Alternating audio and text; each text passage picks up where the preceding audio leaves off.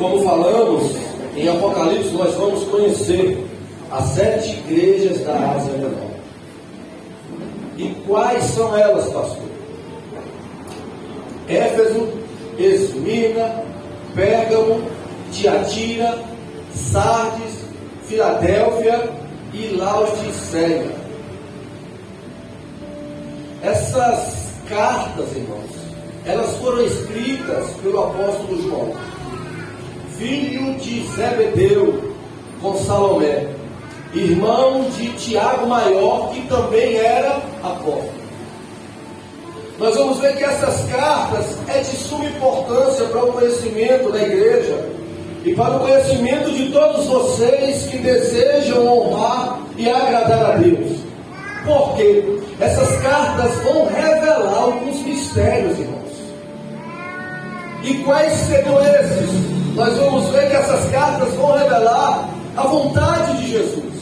Quem quer descobrir a vontade de Jesus para a igreja, vai encontrar nessas cartas. Essas cartas vão revelar algumas coisas como promessas de Jesus para a igreja. Jesus tem promessas para a igreja. E essas cartas vão revelar algumas das mesmas. Essas cartas vão revelar o seu conhecimento íntimo de cada um e do trabalho de cada cristão. As cartas vão revelar que Jesus conhece intimamente cada cristão e que ele sabe do trabalho que cada um realiza. Essas cartas vão revelar como Jesus ele age. Essas cartas vão revelar onde é que Jesus fica na igreja.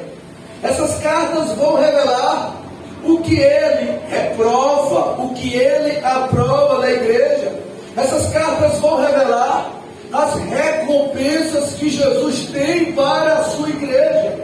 Essas cartas vão revelar e vão dizer que Jesus direcionou elas para os líderes das igrejas.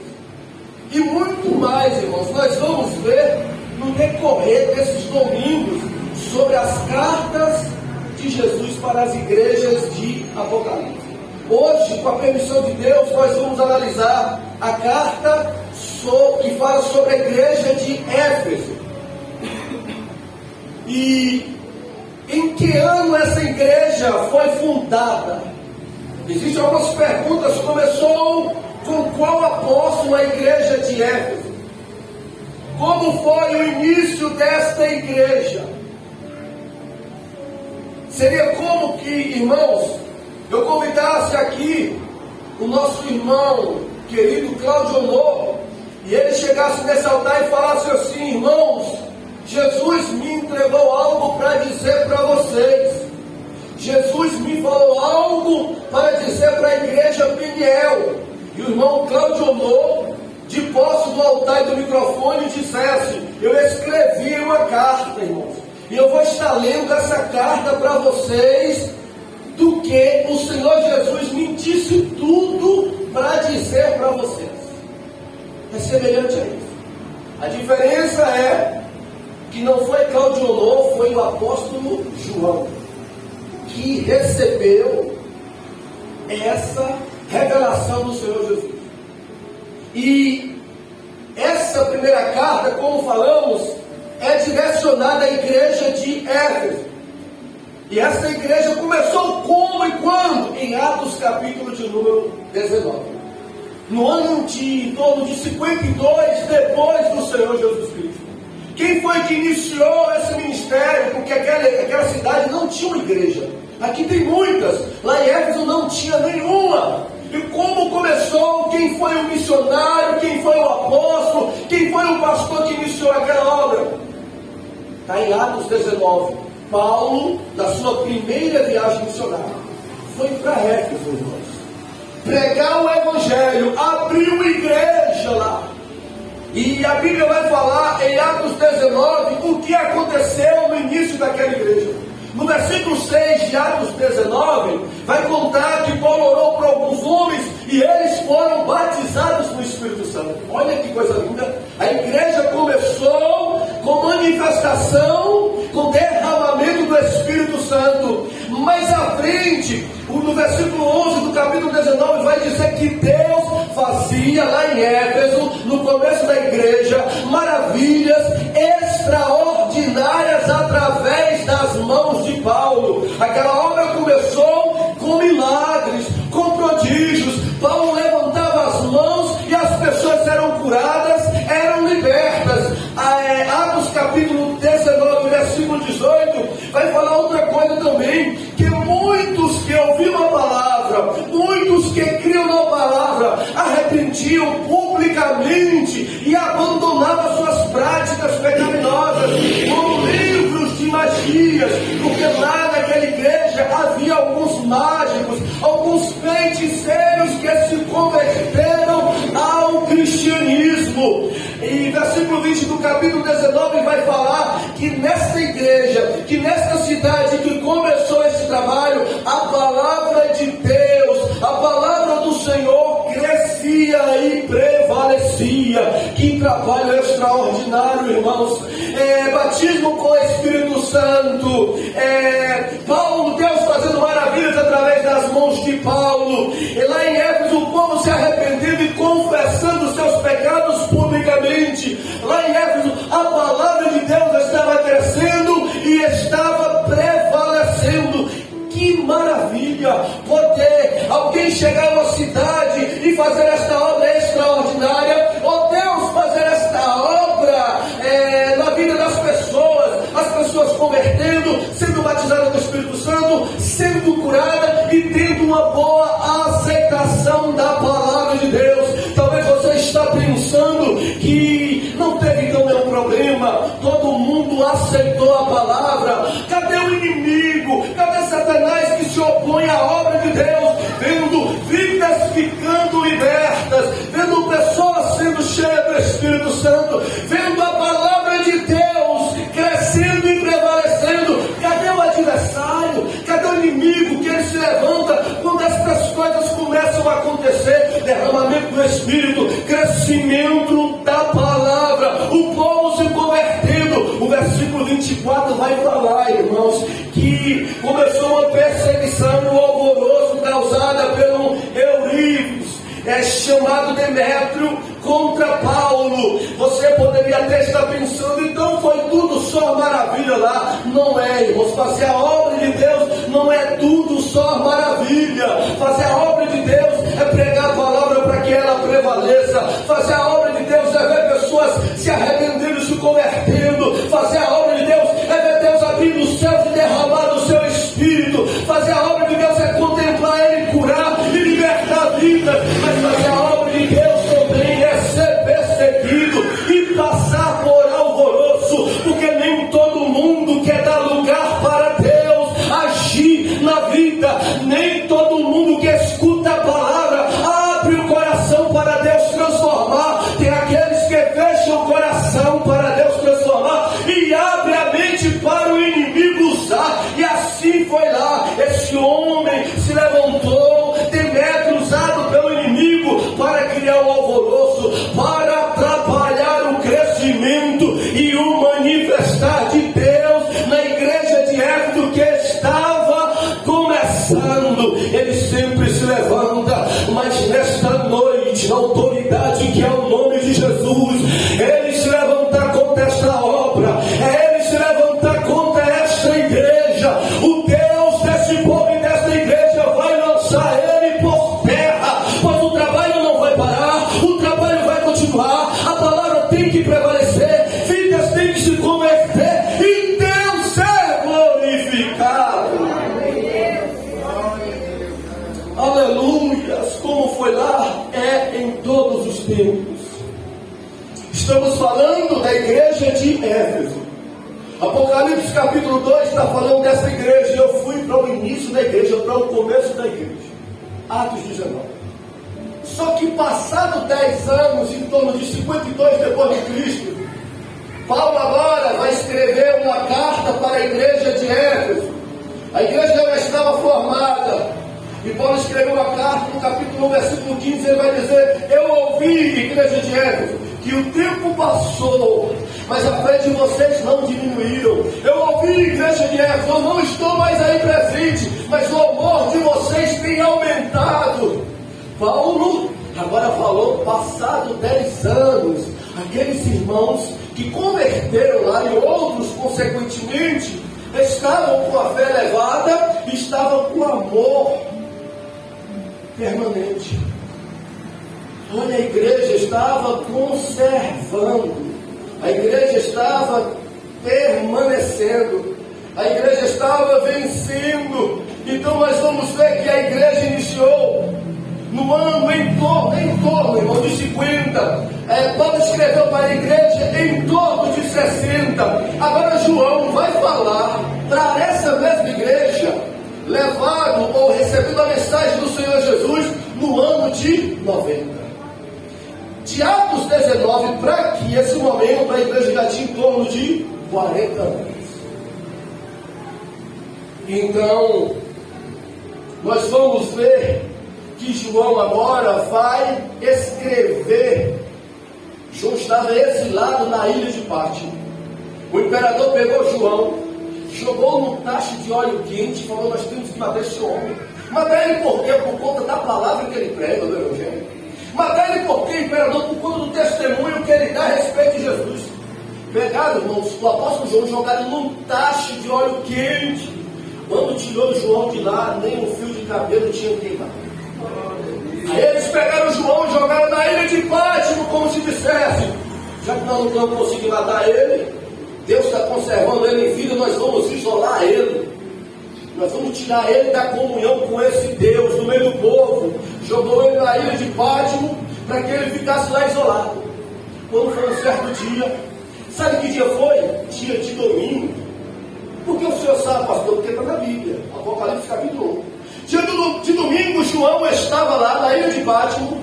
Aí João ouviu uma voz, irmãos, como de trombeta, dizendo assim para ele: João, escreve o que eu vou te dizer e manda para as igrejas da Ásia Menor. Escreve aí, João. Quem está te falando, aí João vai dizer assim: ó, e quando eu me virei para ver quem falava comigo, João começa a descrever. O cabelo dele era branco como a lã, fala da eternidade. Os olhos dele é como fogo, fala do poder de penetração. O rosto dele brilhava como o sol do meio-dia, não dá nem para olhar intensamente, porque era muito forte, fala da glória intensa de Jesus. Aí João fala assim: da boca dele saiu uma aguda espada de 2 fios. Quando eu olhei para os seus pés brilhavam como latão reluzente. Aí eu caí como morto. Mas ele me pegou pela destra e disse: não temas, João. Me levantou novamente e disse: escreve o que eu vou te falar, a mensagem que eu vou te dizer, e você manda para as igrejas da Ásia Menor. A 7 no qual nós falamos. E a pergunta é: qual foi a mensagem, João, que Jesus te deu para entregar para a igreja de Éfeso? É agora nós vamos ver nessa noite. Nós vamos ver o que esse homem ouviu de Jesus falando: olha, escreve aí e transmite para a igreja, como se Cláudio não viesse aqui e transmitisse. Só que as verdades que Jesus vai dizer para a igreja de Éfeso, elas são aplicadas em todos os tempos para todas as igrejas. Nós vamos descobrir, irmãos, algumas coisas nesta carta de Jesus para a igreja de Éfeso. Ele começa a dizer assim, ó, você pode me acompanhar. No capítulo 2 ele diz: escreve ao anjo que está em Éfeso. Escreve ao anjo que está em Éfeso. A palavra anjo no original, no grego, significa mensageiro. Não tinha um anjo, não era para um anjo ser espiritual, celestial lá na igreja, não. Essa expressão era uma expressão que aplicava-se aos pastores das igrejas, aos líderes da igreja. O Senhor Jesus falou assim: João, eu quero que você escreva o que eu vou te falar, e você manda entregar aos mensageiros, ao anjo, aos pastores das igrejas. E esta igreja de Éfeso, teve alguns pastores, como Paulo que começou, como Timóteo, como Apolo, como Tíquico, como Priscila e Águila, e por fim, João. Essa igreja foi pastoreada por esses pastores. Porém, nós não sabemos exatamente, com firmeza, quem era o pastor que estava tomando conta da igreja nesse período, nesse momento. E aqui, enquanto o Senhor Jesus vai falar assim: olha, escreve ao anjo da igreja que está em Éfeso. Isso vai falar, irmãos, de algo interessante, da responsabilidade de um líder na igreja. Olha o que Jesus falou. Ele poderia falar: João, escreve aí e manda para qualquer um da igreja lá. Não, ele falou: escreve ao anjo que está na igreja, ao líder da igreja, ao pastor da igreja. Isso demonstra um dever, um compromisso, uma missão, uma incumbência de qual o pastor tem com a igreja. A responsabilidade é grande. Hebreus capítulo 13, 17, se não me engano, vai falar que os pastores vão prestar conta das ovelhas. E pastor de igreja, ele cuida da vida das pessoas, vida espiritual. Se alguém quiser cuidar da sua vida física, procura um profissional do médico. Se alguém quiser cuidar, de outras áreas da vida, tem profissionais do qual cuida. Pastor, irmãos, trabalha com a igreja na questão espiritual. É por isso que, por mais que eu possa ser chato, mas é o meu trabalho, é o meu dever estar falando: irmãos, vamos orar, irmãos, vamos jejuar, irmãos, dediquem a palavra.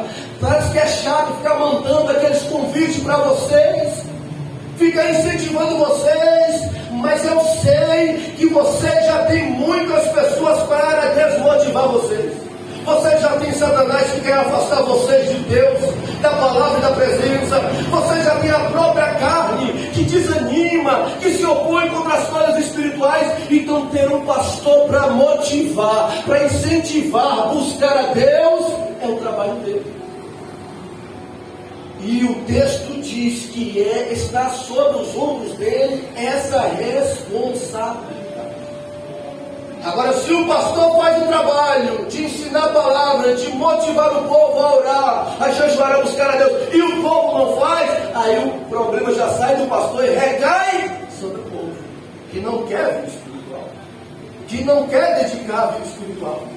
Sabe por quê, irmãos? Uma coisa que eu aprendi, que eu já sofria muito no começo, mas eu aprendi hoje: pastor não pode pastorear quem não é ovelha. Você já viu pastor pastorear quem não é ovelha? Não tem como. Pastor vai conseguir pastorear quem é ovelha. Porque o texto de Hebreus, eu falei só a parte B, mas a parte A diz assim: sejai submisso aos vossos pastores, porque eles velam pelas vossas almas e hão de prestar conta dele. Então a Bíblia, Deus é justo. Deus falou: vocês honrem, vocês se submetem, vocês respeitam o líder de vocês. Por quê? Porque eles é que vai prestar conta da vida de vocês, da alma de vocês. Se vocês não se submeterem, se vocês não se comprometerem com o líder espiritual de vocês, então não vai ter quem vai prestar conta da vida de vocês. É o que a Bíblia diz. Então esse texto pesa sobre os ombros de todos os líderes. Eles prestarão conta a Deus da saúde espiritual da igreja.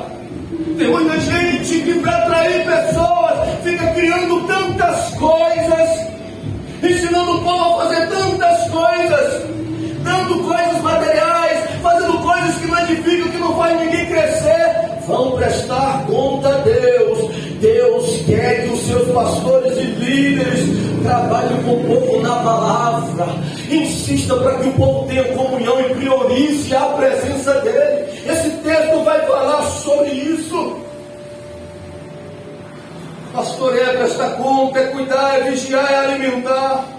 Só que o versículo 1 vai dizer assim, irmãos: Isto diz aquele que tem à sua destra as 7 estrelas. O que seria isso, pastor? As 7 estrelas. Jesus estava falando, João, escreve isso aí para lá. Quem está dizendo aqui, fala para os líderes das igrejas, que você vai entregar a carta. Fala para eles que eu tenho na minha destra, na minha mão direita, as 7 estrelas. O que Jesus quis dizer? Quem seriam essas 7 estrelas? Está no versículo 20 do capítulo 1, quando diz assim, ó, o mistério das 7 estrelas que viste na minha destra, dos 7 castiçais do ouro. As 7 estrelas são os anjos das 7 igrejas. As estrelas representam os líderes de cada igreja. Olha o que Jesus falou. Eu tenho eles, todos eles, na palma da minha mão. O que significa isso, Jesus? Significa, irmãos, que Jesus tem todos os líderes sobre a sua autoridade. Jesus tinha todos os pastores da igreja sobre a sua proteção. Jesus tinha todos os líderes das igrejas de Apocalipse sobre a sua direção. Jesus tem todos os líderes que ele levanta e coloca na igreja sobre o seu cuidado absoluto.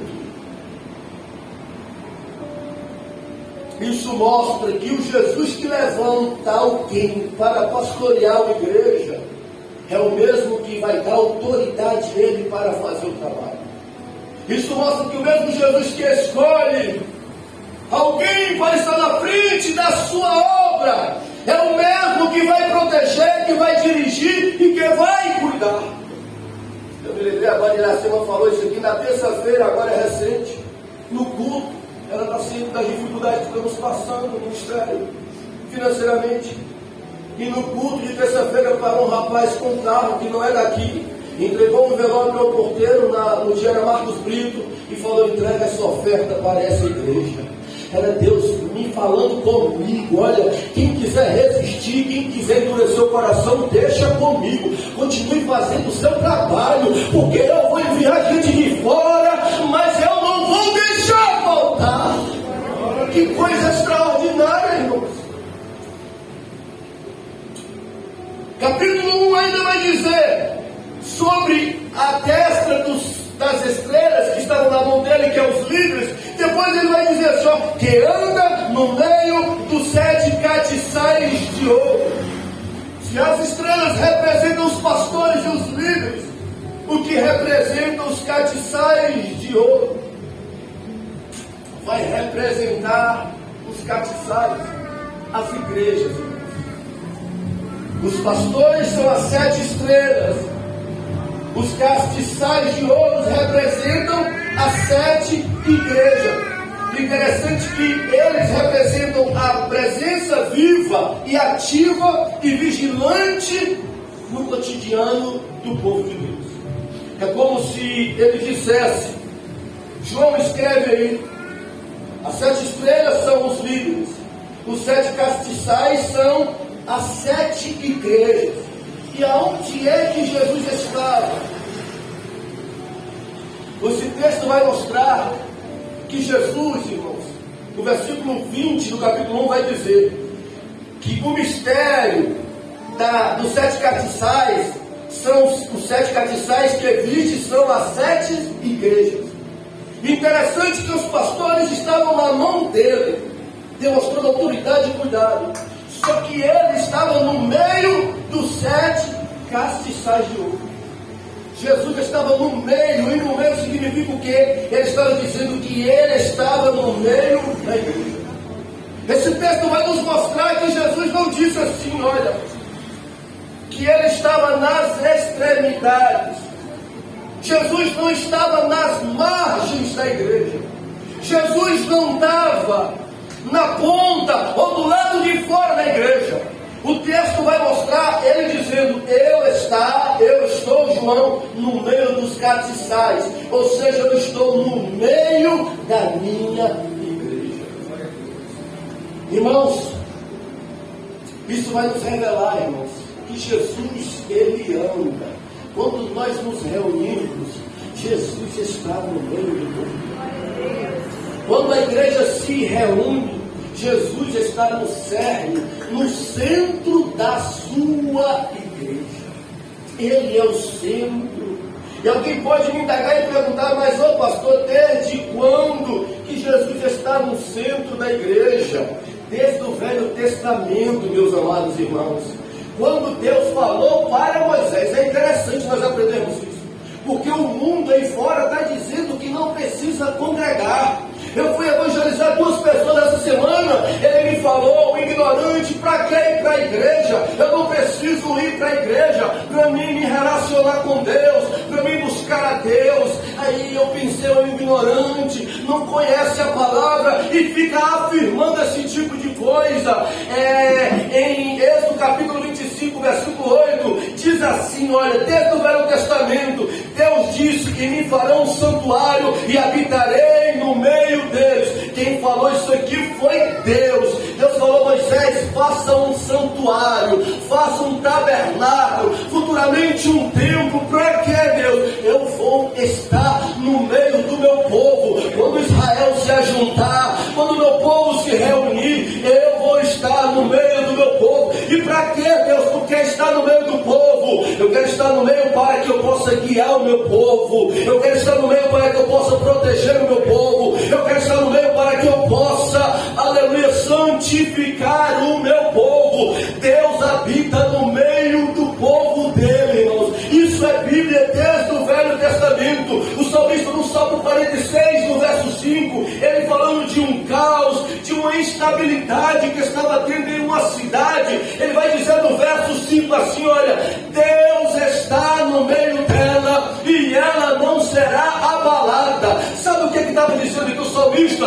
Que a cidade estava cercada por calamidades, a cidade estava em um caos, mas quando Deus está no meio da cidade, a estabilidade, a segurança, porque Deus está no meio, e quando Deus está no meio, não há caos. João capítulo 19, capítulo 20, versículo 19, vai falar que os apóstolos estavam com medo, estavam aterrorizados, estavam ansiosos, estavam preocupados, ameaçados de morte, com síndrome do pânico, até que Jesus apresentou para eles, entrou dentro da casa e diz para eles, no versículo de número 19, Jesus entrou, pôs-se no meio deles e diz, a paz seja com vocês. Preste atenção na expressão, Jesus entrou e pôs-se no meio deles. Jesus não se pôs na ponta, Jesus não se pôs no fundo. O texto fala que Jesus se pôs no meio, porque Jesus gosta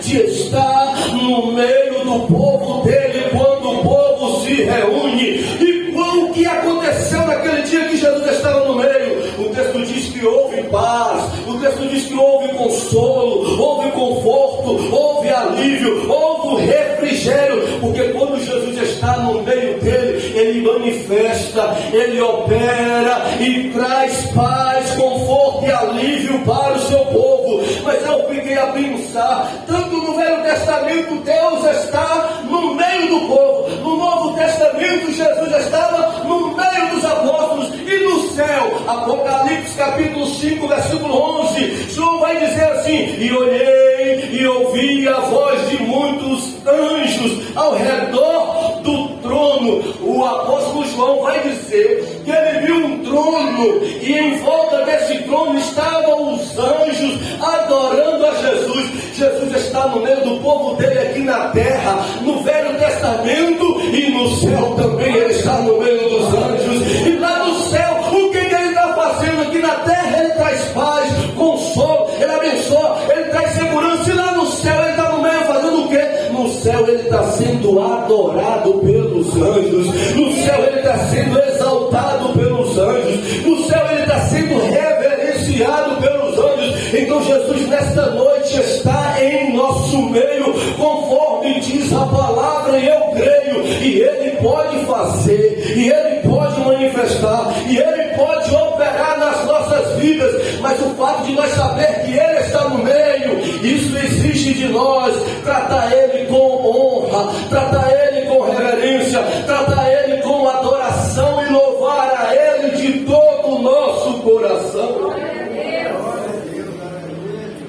estar em nosso meio. Ele prometeu estar em nosso meio. Mas o texto diz, Jesus, o que ele falou para a igreja? Versículo 2, ele vai falar para a igreja de Éfeso. Qual é a mensagem? Ele vai dizer assim: olha, igreja de Éfeso, eu conheço as tuas obras, o teu trabalho e a tua paciência. Ele vai falar que ele conhecia o trabalho daquela igreja, os frutos, obras aí é frutos, os serviços prestados pelaquela igreja a ele, ao reino de Deus. Essa passagem vai nos mostrar, irmãos, que Jesus sabe tudo o que fazemos para ele. Jesus sabe, por mais que você não possa ver que ele está te vendo, ele sabe tudo o que você faz na obra dele. Tudo que você, todo fruto que você dá, ele sabe. Ele diz para a igreja: eu sei as tuas obras. Ele no céu, a igreja lá em Éfeso, na terra, e ele usou João. Fala para ele, João, que eu conheço a obra e o trabalho e a paciência dele. Esse texto vai nos mostrar que Jesus vê o trabalho, o seu trabalho na obra dele. Esse texto vai nos mostrar que Jesus vê o esforço que você faz pela igreja dele. Esse texto vai nos mostrar que Jesus vê os serviços que nós prestamos para Deus. Ele sabe, ele vê, ele conhece tudo.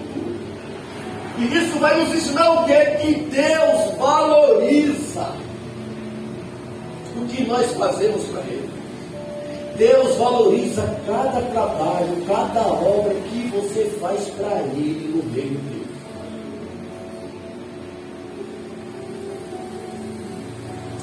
Isso vai mostrar que aquela igreja de Éfeso era uma igreja ativa na obra e persistente na fé, porque o texto fala: eu sei das tuas obras, trabalho e paciência. Aquela igreja era uma igreja ativa, ela trabalhava, ela fazia a obra. Em contrapartida, ela era uma igreja que suportava as dificuldades, que suportava as tribulações. Ser cristão naquela época não era fácil. E eles eram pacientes, tanto eram ativos para fazer o trabalho, quanto suportavam as dificuldades de ser crente. E Jesus falou: eu conheço tudo, eu sei tudo.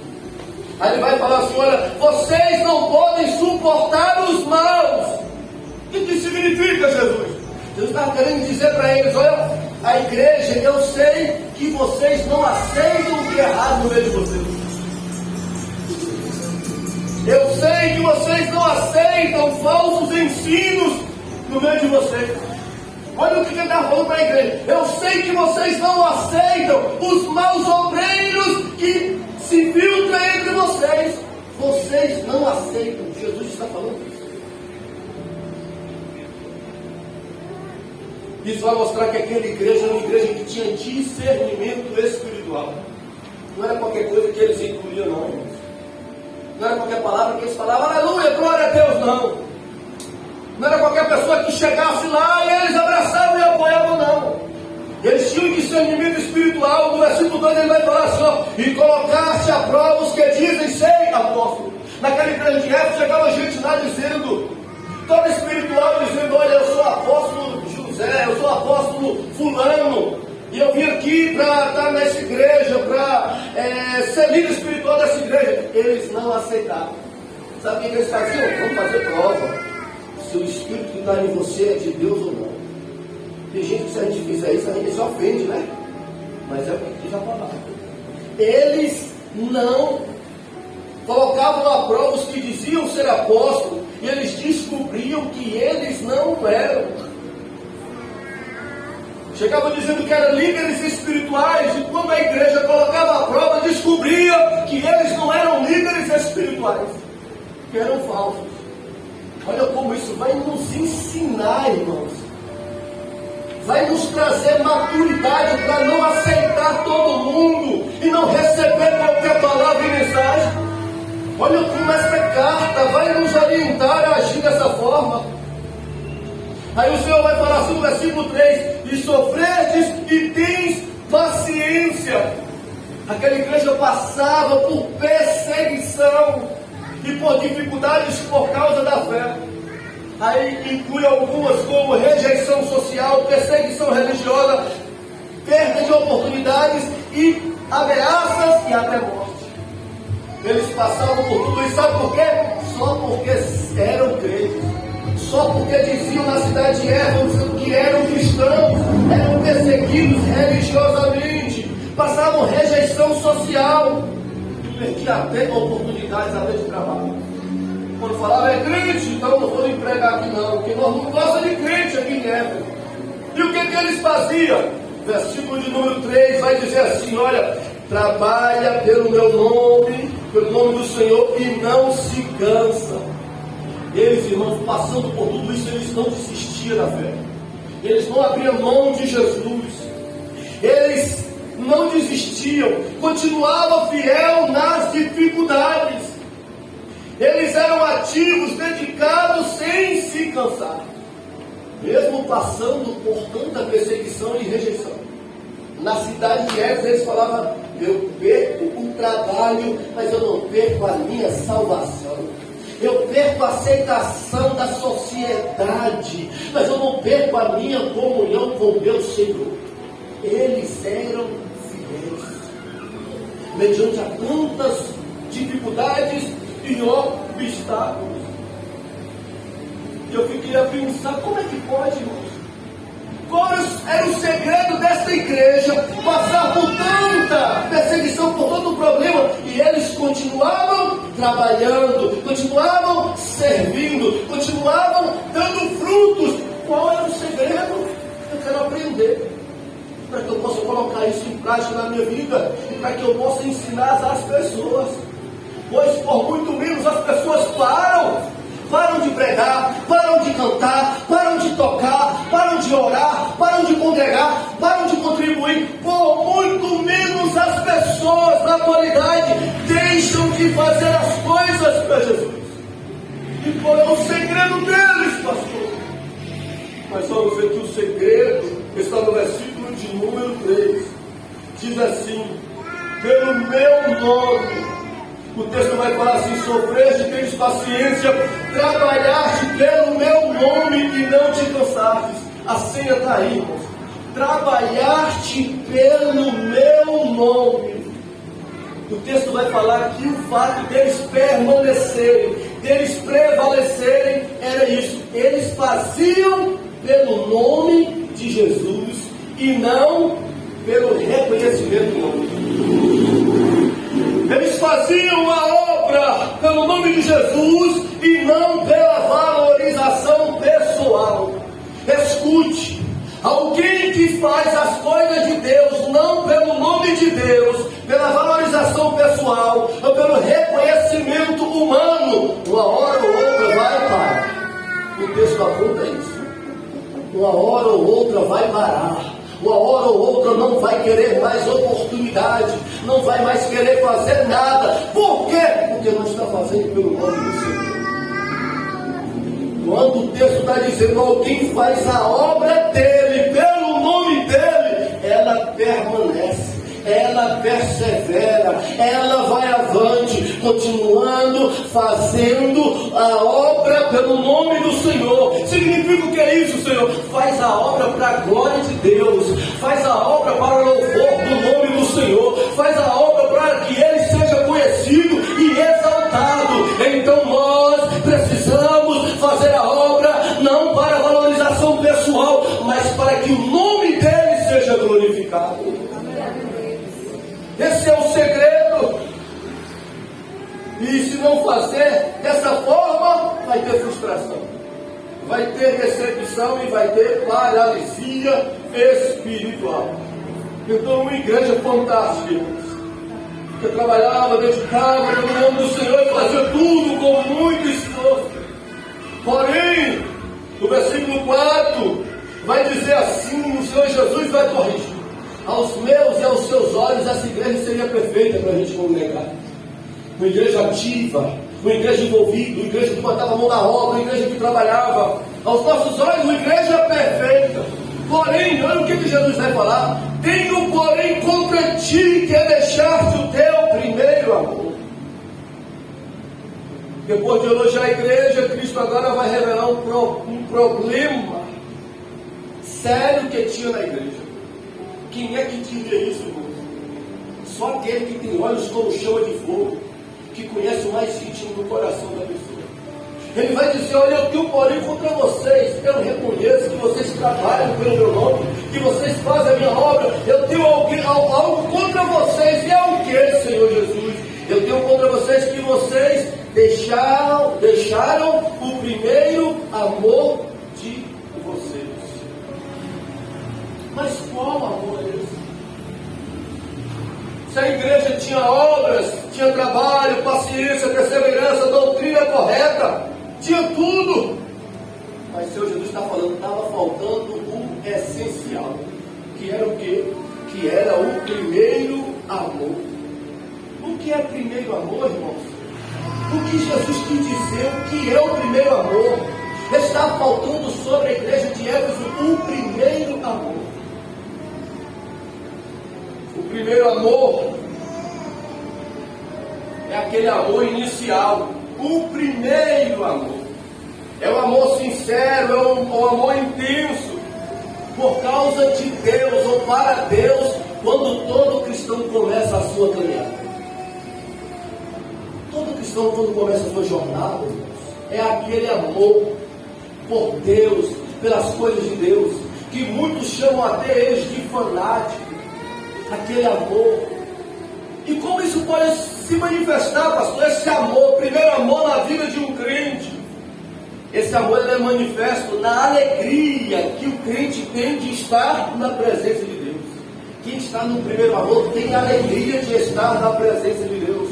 Como é manifesto o primeiro amor, pastor? O primeiro amor é manifesto no prazer em orar. Quem está no primeiro amor, ele tem a oração como prazer, irmãos, e não como pesar. Quem está no primeiro amor, como é manifesto, pastor? Ela ou ele tem fome pela palavra de Deus. Ela quer ouvir ensino, ela quer ouvir mensagem, ele quer ouvir pregação, ele quer ler a Bíblia, ele tem fome, ele quer ouvir, encher a mente, o coração da palavra de Deus. O primeiro amor é manifesto nas pessoas, na alegria de estar na presença, no prazer de orar, na fome pela palavra e no desejo de estar na casa de Deus. Quem está no primeiro amor, irmãos, não fica pensando que quem está no primeiro amor vai ficar fazendo sala para visita, não. Visita que espere ele chegar depois do culto, pois o meu primeiro amor vai me levar para a presença e para a casa de Deus. Quem está no primeiro amor não troca a casa de Deus de culto por futebol do Brasileirão ou por série alguma, não. Quem está no primeiro amor tem o desejo de estar na casa de Deus.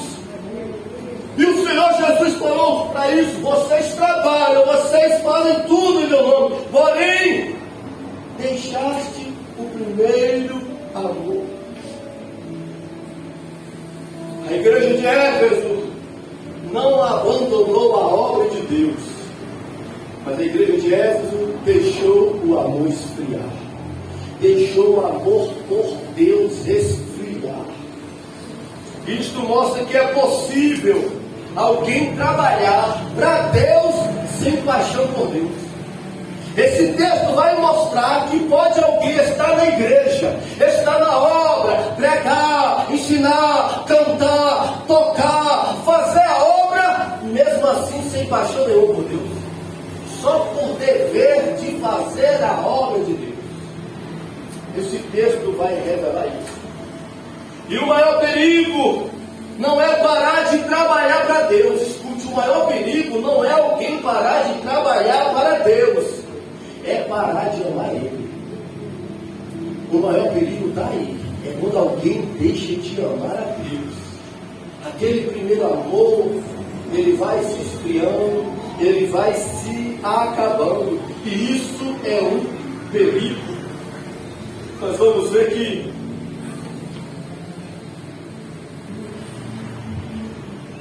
a igreja perdeu o primeiro amor. Existe alguma solução para isso, pastor? Porque, irmãos, eu já aconselhei casamentos, casais, de orar, de acompanhar, de mostrar as consequências futuras e dizer: não larga, os filhos vão sofrer, não separa, vai dar problema. E sabe o que o outro fala para mim? Eu vou me separar, pastor, porque eu não amo mais ela. Eu vou me separar, pastor, porque eu não amo mais esse homem. E não tinha ninguém que mudasse o pensamento. Dizia ele: meu amor acabou, não tem mais chance para ele nem para ela.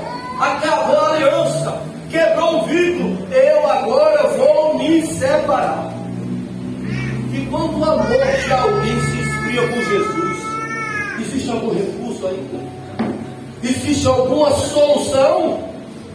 Existe alguma saída?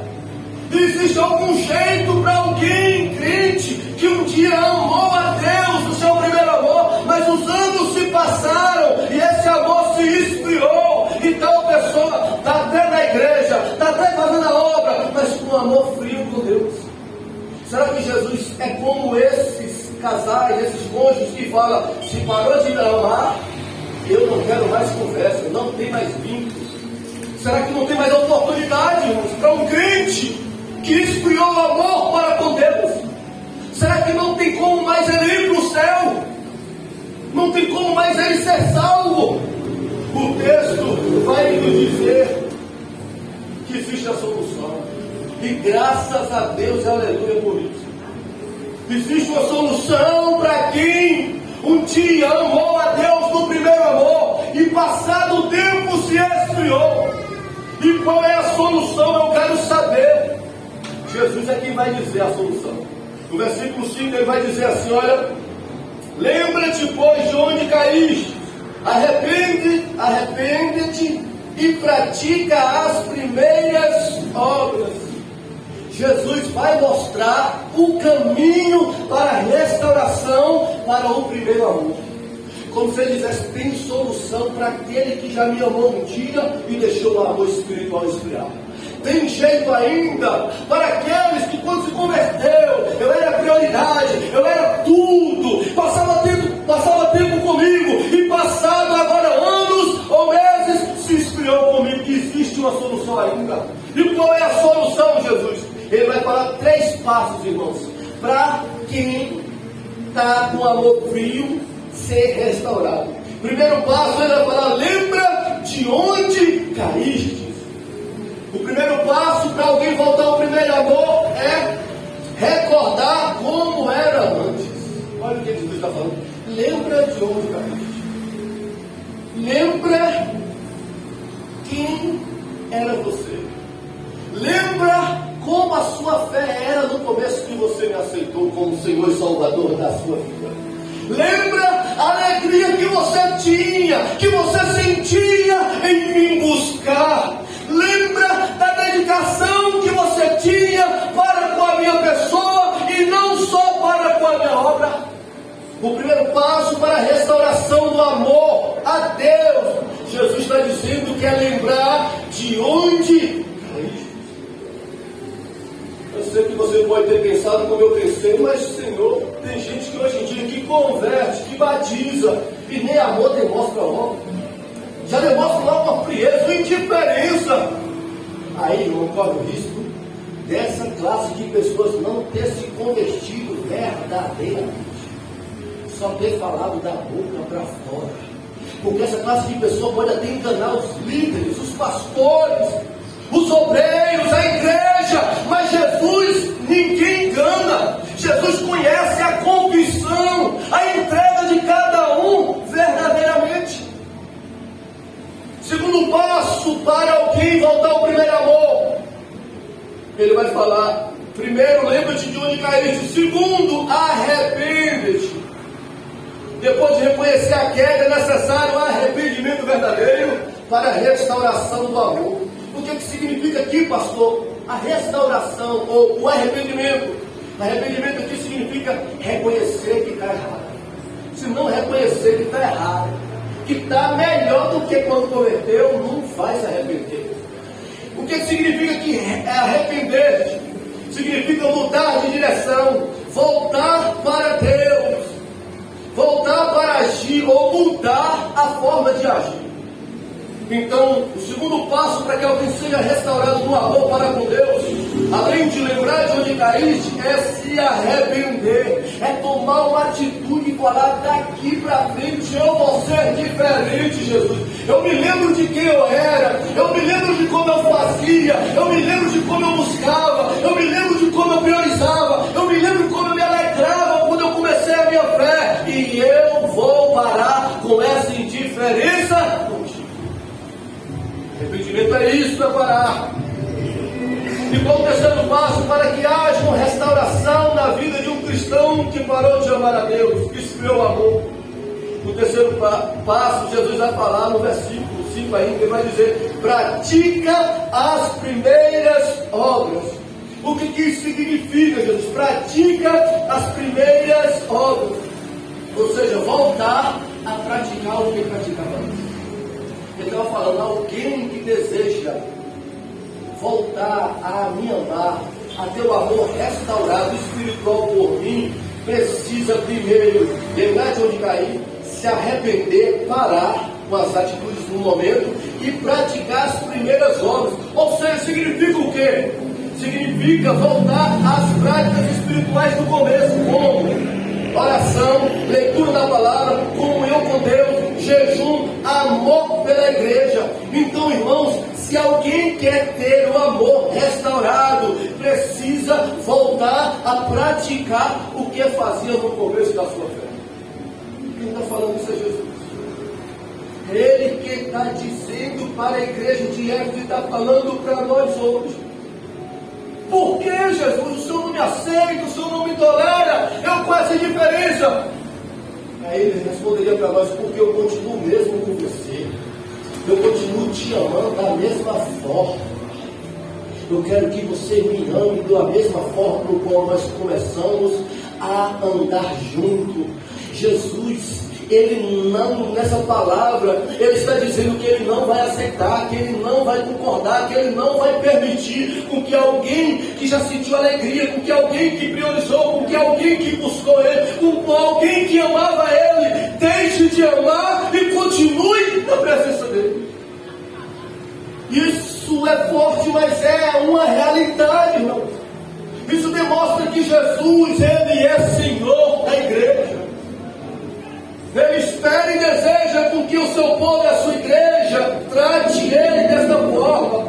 Isto vai nos ensinar que não basta recordar ou sentir saudades de como era, porque tem gente que para e lembra de saudade como eu era naquela época. Falava de vigília, eu ficava procurando.